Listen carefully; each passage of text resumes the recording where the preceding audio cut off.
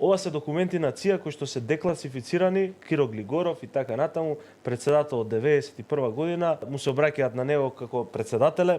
Вели Киро Глигоров е почитуван возрасен лидер и реформатор кој што цело време работел да ги балансира силите кои што се надпреваруваат во републиката и на Балкан. Ова е изворот на ЦИА кој што е уште редактиран, го објаснува како паметна стара лисица, која што го импресионира со неговото чувство за стратегија и обраќање на внимание на детали. Глигоров е начело на кампањата за меѓународно признавање на републиката. Тој изразил екстремно разочарување со одлуката на Европската унија да ја поддржи Грција во незиното противење да се користи името Македонија. Тој вели дека иако Македонија е во голема економска потреба, Глигоров одбил приватна понуда од грците од $100 милиони во помош со единствен услов да биде променето име. Председателот кажал дека грчките барања се ирационални и Македонија никогаш нема да ги прифати.